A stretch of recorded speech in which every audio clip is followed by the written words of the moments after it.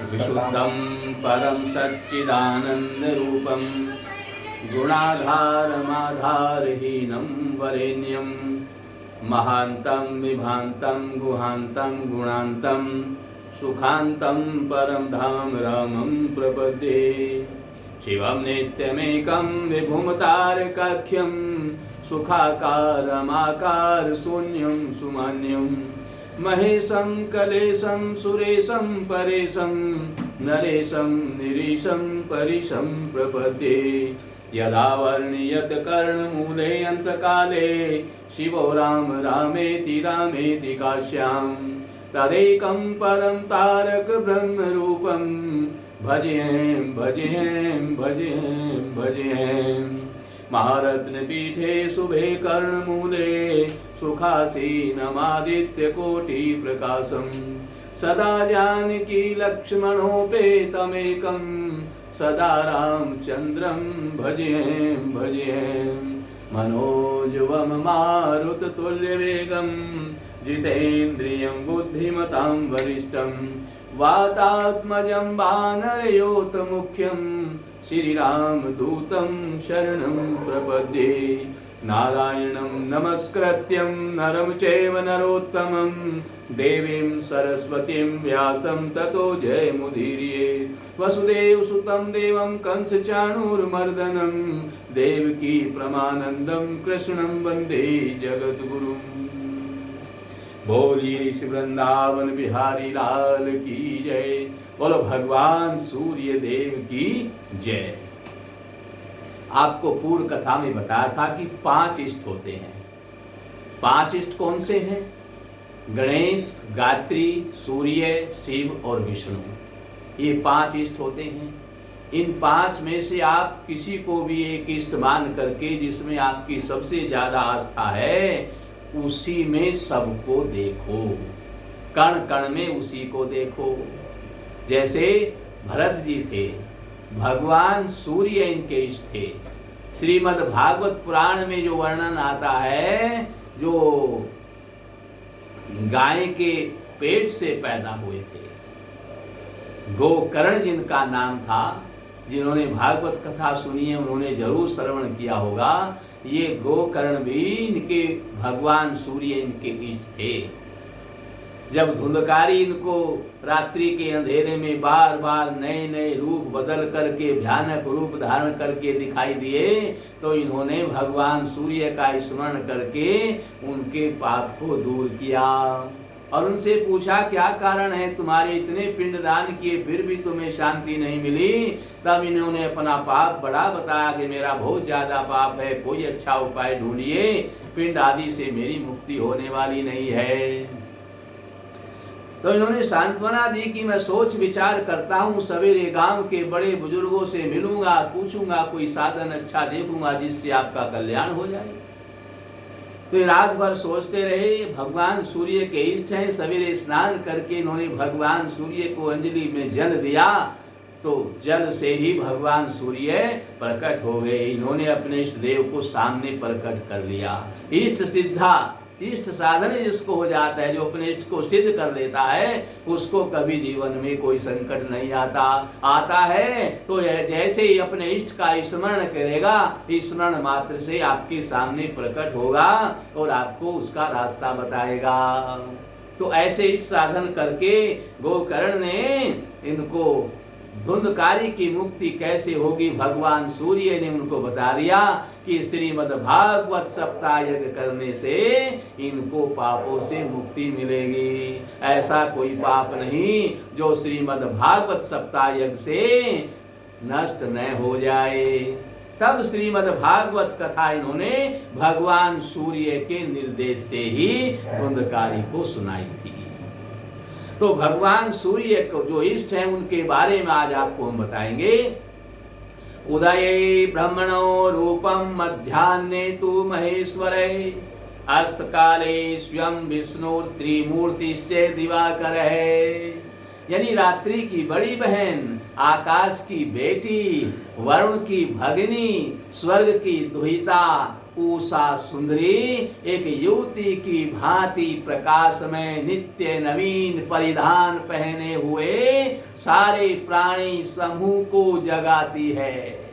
यानी सूर्य उदय होता है, सवेरा होता है, तो उषा काल का समय कौन सा है, जिसको आप ब्रह्म मुहूर्त कहते हैं, ब्रह्म काल कहते हैं। यानी सूर्य उदय से पूर्व का जो समय है उसे उषा काल कहते हैं। जब ये समय आता है तो ये सारे प्राणी समूह को जगाती है। पैर वाले अपने काम में लीन हो जाते हैं, पंख वाले पक्षी आकाश में विचरण करने लगते हैं और वो सब अपने आराध्य भगवान सूर्य का मार्ग प्रशस्त करती है। यानी भगवान सूर्य का उदय होता है और ऋषिगण इसी काल में अपनी मुक्ति का मार्ग ढूंढते हैं। यानी साधना में लग जाते हैं, भजन में लग जाते हैं, संध्या में लग जाते हैं और दान पुण्य करने वाले दान पुण्य करने में लग जाते हैं और अपनी आजीविका का साधन करने वाले आजीविका में लग जाते हैं। यानी भगवान सूर्य का उदय होते ही सब अपने अपने कार्यों में लीन हो जाते हैं और ऋषि लोग और जिससे परमात्मा का दर्शन हो जाए, ये मनुष्य जीवन के लिए, ये मनुष्य जीवन दुर्लभ है, ये बार बार नहीं मिलता। इसलिए परमात्मा का भजन करने वाले, परमात्मा को पाने वाले, जो संसार का त्याग करके परमात्मा को ही पाने के लिए लीन होते हैं, वे अपने उसी काम में लग जाते हैं। जगत की समस्त घटनाएं तो सूर्य देव का ही लीला विलास है।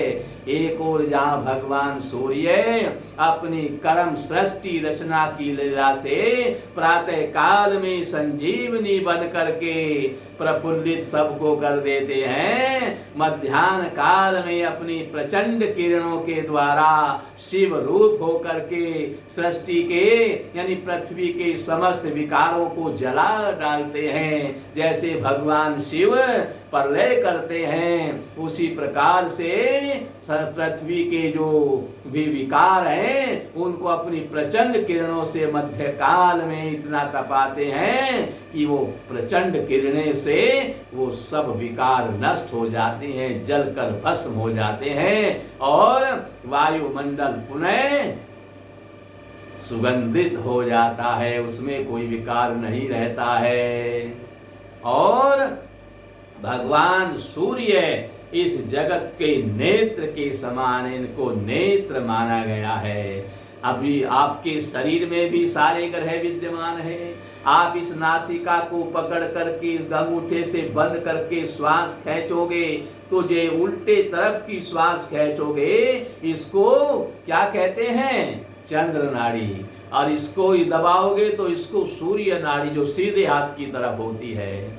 आप सूर्य नाड़ी से सांस लोगे तो शरीर में गर्मी आएगी और चंद्र नाड़ी से श्वास लोगे तो शरीर में ठंडक आएगी। जिनको क्रोध ज्यादा आता है वो बार बार, कई बार, दिन में 3 बार, सुबह दोपहर शाम, बार बार यानी 5-7 कम से कम 10 बार तक श्वास को खींचे, श्वास को छोड़ें, श्वास को खींचे, श्वास को छोड़ें, इसी को बंद रखें, इसी से छोड़ते जाएं तो आपके शरीर में ऐसी ठंडक पैदा हो जाएगी, क्रोध नहीं आएगा। और इस श्वास को बंद करके इसी से श्वास को खींचे, इसी से श्वास को छोड़ें तो आपके शरीर में गर्मी आएगी। यानी शरीर में गर्मी आने से भी शरीर स्वस्थ होता है और शरीर में ठंडक आने से भी शरीर स्वस्थ होता है। केवल क्रोध ज्यादा आता है तो चंद्र नाड़ी का उपयोग ज्यादा करें, चंद्र श्वास जब चलेगी तो फिर क्रोध नहीं आएगा। ये हमें देखना है कि हमें चंद्र श्वास की ज्यादा जरूरत है या सूर्य श्वास की ज्यादा जरूरत है। इस प्रकार से हम भगवान सूर्य का ध्यान करके अपने आप को अद्भुत बना लेते हैं। भगवान सूर्य समस्त कष्टों का निवारण करके हमारे समस्त पापों का नाश कर देते हैं। धाता कृतस्थली हेतु वासुकी रथ कुवन में पुलस्त्याम्बुरूरिति मध्यामसां नत्स्यन्ति धाता शुभस्य च धाता भूयो भूयोऽपि भूयसः रश्मिर्जालमस्मल समालिष्टतमो विनाशनः। यानी भगवान सूर्य के 12 रूप होते हैं, 12 रूप होते हैं भगवान सूर्य के। पहला जो रूप है इनका धाता रूप है। पहले रूप का क्या नाम है? धाता नाम है। एक बार और इनको लोलार्क कहा गया है। तो लोलार्क क्यों कहा गया है ये भी आप आज इस कथा में श्रवण करिए। भगवान सूर्य की पूजा करने से नेत्रों की ज्योति बढ़ने लगती है, नेत्रों के सारे विकार दूर होने लगते हैं। तो एक बार भगवान शिव ने सूर्य देव को बुलाया। इन्होंने सूर्य देव को बुला करके कहा, हे सप्ताश्वाहन, यानी 7 घोड़े इनके रथ में जुटे हुए हैं, इसलिए इनको सप्ताश्वाहन कहा है। तो बोले, हे सूर्य देव, तुम मंगलमयी काशीपुरी को जाओ। किसने भेजा?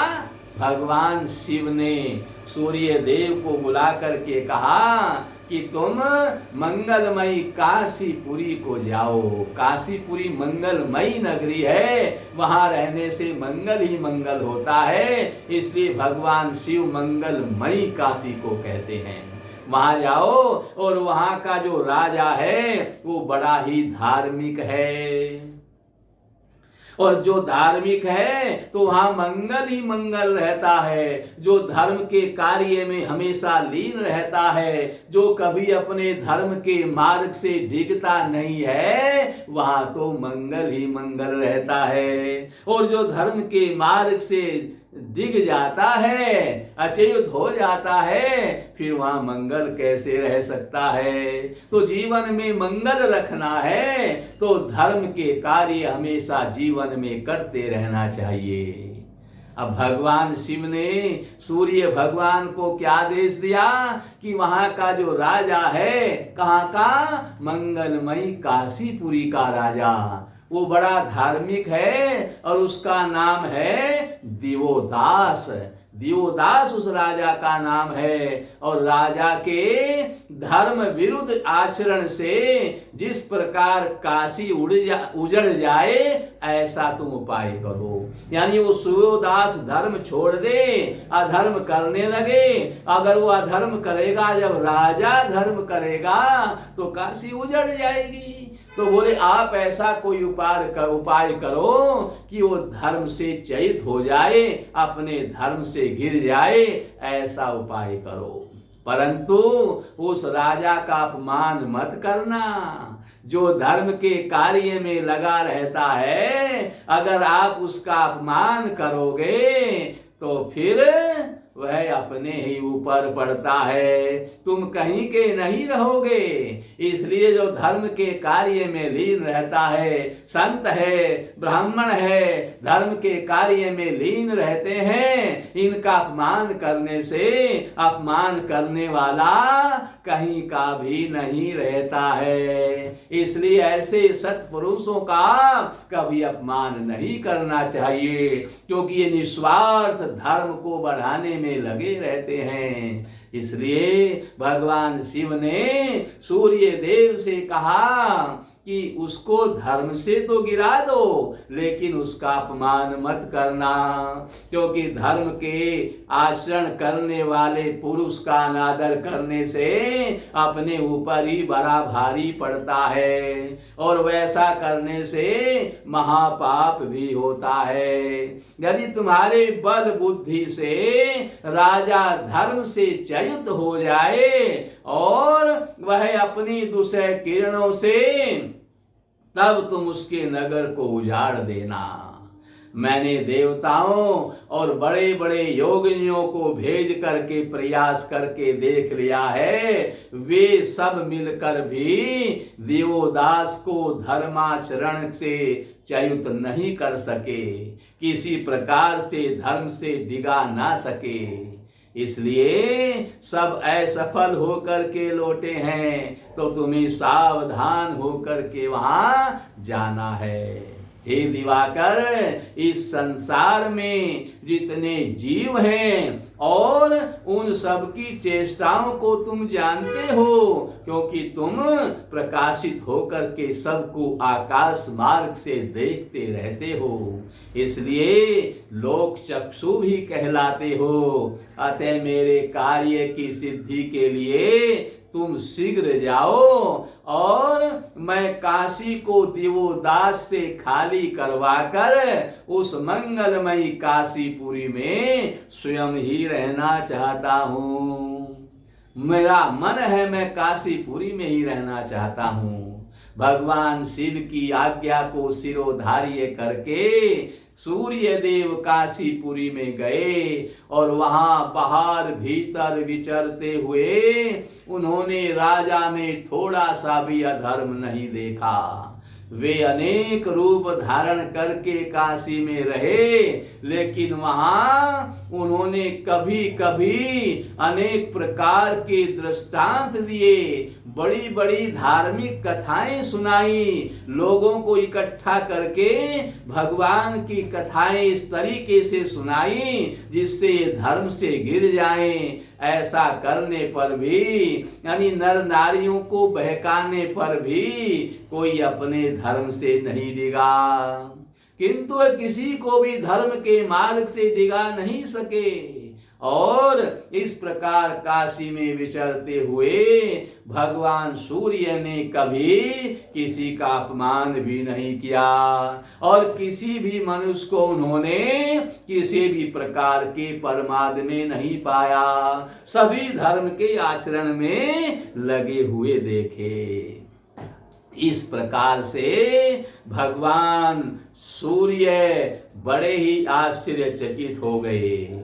दुर्लभ काशीपुरी को पाकर ऐसा कौन पुरुष है जो अपने धर्म को छोड़ देगा। अरे धर्म स्थान में जाकर के धर्म करने से लाख गुना फल मिलता है, और ऐसे धर्म के स्थान में जाकर के पाप करने से पाप भी तो लाखों गुना बढ़कर के मिलेगा। जब वहां पुण्य लाखों गुना बढ़कर के मिलता है तो पाप भी लाखों गुना बढ़कर के मिलता है। तो ऐसा कौन पुरुष होगा जो ऐसी मंगलमयी काशीपुरी को प्राप्त करके या किसी भी धर्म क्षेत्र में जाकर के पाप करेगा।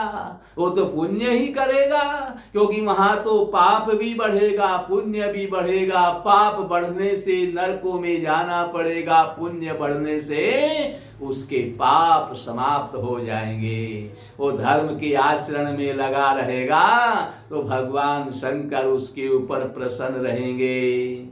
इस प्रकार से इस संसार में प्रत्येक जन्म में स्त्री पुत्र धन तो मिल सकते हैं, लेकिन काशीपुरी मिलना असंभव है।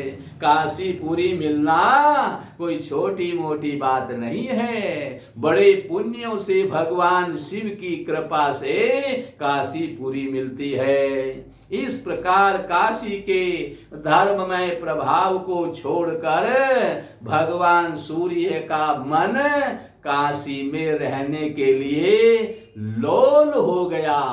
अर्थात लोल कहते हैं चंचल हो उठा। काशी में रहने के लिए वो लालायित हो गए, और काशी में रहने के लिए लालायित हो गए तो उनका नाम लोलार्क हो गया। लोलार्क नाम कैसे पड़ा? भगवान शिव ने भेजा तो था उजाड़ने के लिए, यानी वहां के राजा दिवोदास को धर्म से च्युत करने के लिए भेजा था। उल्टा वो काशी में रहने के लिए उनका मन चंचल हो गया, लोलार्क हो गया। वो काशी में रहने के लिए लालायित हो गए, ललचा उठे कि मैं तो काशी में ही रहूंगा, काशी के अलावा मैं कहीं नहीं रहूंगा। जब वो ऐसे लालायित हो गए तो उनका नाम लोलार्क हो गया। इस प्रकार से भगवान सूर्य का नाम लोलार्क पड़ गया और ये नाम प्रसिद्ध हो गया। दक्षिण दिशा में 80 जो नदी है उसका जो संगम है, उसके संगम के पास में ही लोलार्क यानी भगवान सूर्य का मंदिर आज भी विराजमान है। वे सदा काशी में रह करके काशी के निवासियों के मनुष्यों को जो है उनके योगक्षेम को स्वयं वहन करते हैं। भगवान सूर्य काशी में निवास करने वाले जो भी लोग हैं उनका योगक्षेम यानी उनके भोजन आदि का जो वहन है वो स्वयं करते हैं। और मार्गशीर्ष मास की 6ठी और 7वीं तिथि में रवि योग होने पर मनुष्य वहां की यात्रा तथा लोलार्क भगवान सूर्य का दर्शन करके पापों से मुक्त हो जाता है। जो मनुष्य रविवार को लोलार्क सूर्य का दर्शन करता है उसे कोई दुख नहीं होता है, उसके समस्त पापों का नाश हो करके वो भगवान सूर्य को प्राप्त हो जाता है। भगवान सूर्य जिनके इष्ट हैं, जिन्होंने भगवान सूर्य को इष्ट साधन कर लिया है तो उनको तीनों लोकों में भगवान सूर्य के अलावा और कुछ भी दिखाई नहीं देता। कण कण में वही भगवान सूर्य उनको दिखाई देते हैं और उनका जीवन धन्य हो जाता है। इस प्रकार से हमें साधना करके अपने इष्ट देव को प्राप्त करके हमें इस जगत में जन्म मरण से रहित होना है, क्योंकि बार बार मनुष्य का शरीर नहीं मिलेगा। अब बड़े भाग्य से मनुष्य का शरीर मिला है। दुर्लभो मानुषो देहे, मनुष्य का शरीर दुर्लभ है। देवता लोग भी इसीलिए मनुष्य का शरीर मांगते हैं, क्योंकि परमात्मा ने विवेक केवल मनुष्य को दिया है। जितनी भी योनियां हैं किसी भी योनि के प्राणी को उन्होंने विवेक नहीं दिया है, केवल मनुष्य को दिया है। और क्यों दिया है? क्योंकि परमात्मा मनुष्य से प्रेम करता है। क्या कहता है? सब मम प्रिय सब मम उपजाए और सबते अधिक मनुज मोहि भाए। सारी सृष्टि मेरे द्वारा उत्पन्न की हुई है इसलिए मुझे प्यारी है, लेकिन मनुष्य मुझे ज्यादा प्यारा है क्योंकि मैंने इसको विवेक दिया है और ये विवेक का सदुपयोग करके मेरी प्राप्ति कर सकता है। औरों के लिए परमात्मा की तरफ से प्राप्त होने में मनाही नहीं है, लेकिन विवेक न होने के कारण वो उधर चल नहीं सकते हैं। इसलिए मनुष्य का शरीर दुर्लभ है और मनुष्य का शरीर प्राप्त करके जब तक जीवन मुक्ति ना मिल जाए, परमात्मा की प्राप्ति न हो जाए, आत्म साक्षात्कार न हो जाए, अपने आप को जानना ही परमात्मा को जानना है। मैं कौन हूं, कहां से आया हूं, क्या करना था और क्या कर रहा हूं, ये जानना ही परमात्मा को जानना है। इसलिए जब तक परमात्म प्राप्ति न हो जाए, आत्म साक्षात्कार न हो जाए, तब तक शांति से नहीं बैठना है, खोज में लगे रहना है। कैसे परमात्मा की प्राप्ति होगी? इस संसार में अपना कुछ नहीं मानना है, अपने तो केवल परमात्मा हैं और तो सब कर्जा लेने देने वाले हैं। ये संसार तो दुखालय है, दुखों का घर है, इसमें दुखों के अलावा और कुछ नहीं है। इसलिए चाहे किसी को भी आप संसार में देखो, सब आपको दुखी रोते हुए मिलेंगे। केवल सुखी कौन मिलेगा? जो केवल परमात्मा की शरण में है, जो केवल परमात्मा को पाने में लगा हुआ है, जो संसार से विमुख होकर के परमात्मा के सम्मुख हो गया है, वही सुखी मिलेगा और कोई आपको सुखी नहीं मिलेगा। इसलिए संसार में योगाभ्यास के द्वारा हम जो योग क्रिया करते हैं इसको सूर्य नमस्कार कहते हैं। ये भगवान की पूजा है। इसलिए हमें प्रातः काल स्नान करके सूर्य नमस्कार करना चाहिए, यानी योगाभ्यास करना चाहिए, साधना करनी चाहिए। शरीर ये साधन धाम मोक्ष कर द्वारा, ये शरीर साधन है किसका? परमात्मा को पाने का। इसके द्वारा हमें परमात्मा को पाना है। इसलिए इसको स्वस्थ रखने के लिए भगवान सूर्य की पूजा करनी है, सूर्य नमस्कार करना है, योगाभ्यास करना है, योग क्रिया करनी है, उसके द्वारा शरीर को स्वस्थ रखना है। इसलिए नासिका के द्वारा प्राणायाम करना है, कुंभक रेचक पूरक करना है। अंगूठे से नासिका को बंद करें और श्वास को ऊपर खींचें। फिर धीरे धीरे दूसरी नासिका बंद करके अनामिका उंगली से धीरे धीरे बाहर छोड़ें। इस प्रकार से दोनों नासिकाओं के द्वारा कम से कम 10 बार तक रोज श्वास को खींचें, श्वास को ऊपर खींचें, जितना आराम से रोक सकते हैं ऊपर रोकें और फिर धीरे धीरे बाहर छोड़ दें और बाहर भी जितनी देर रोक सकें उतनी देर आसानी से रोकें। ये हुआ आपका कुंभक रेचक पूरक। तब आपका प्राणायाम हुआ। धीरे धीरे अभ्यास जब करोगे फिर आप अभ्यास के द्वारा अपने श्वास को अपने शरीर में कहीं भी रोक सकते हैं। ये बहुत निरंतर अभ्यास करने से होगा। ये बहुत बाद की बात है। नेत्र बंद करके अपने इष्ट देव भगवान सूर्य को यदि आपने इष्ट माना है तो भगवान सूर्य का ध्यान नेत्र बंद करके करिए और करते रहिए भगवान सूर्य का स्मरण करते हुए उनका ध्यान करते रहिए। और ध्यान करते करते आपको और भी चीजें दिखाई देंगी।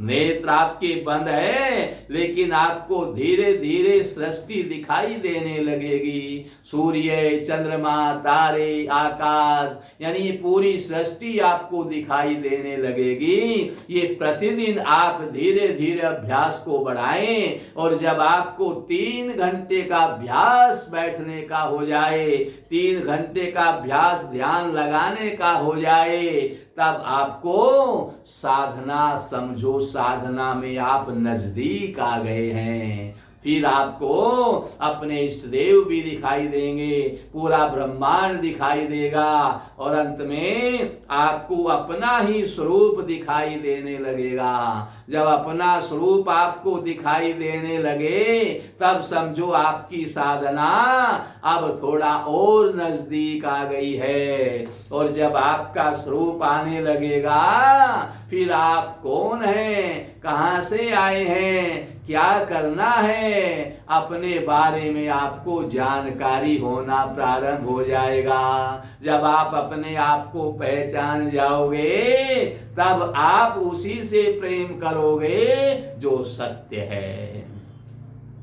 जब जान जाओगे तब सत्य से प्रेम करोगे और जब सत्य से प्रेम हो जाएगा फिर आप जन्म मरण से रहित हो जाओगे और इस संसार को आप इन रुपयों पैसों को कंकड़ पत्थर के समान मानने लग जाओगे और फिर आपको पुनर्जन्म नहीं होगा, जन्म मरण से रहित हो जाओगे, आत्म साक्षात्कार हो जाएगा, परमात्मा की प्राप्ति हो जाएगी, मनुष्य जीवन सफल हो जाएगा, आप धन्य हो जाओगे।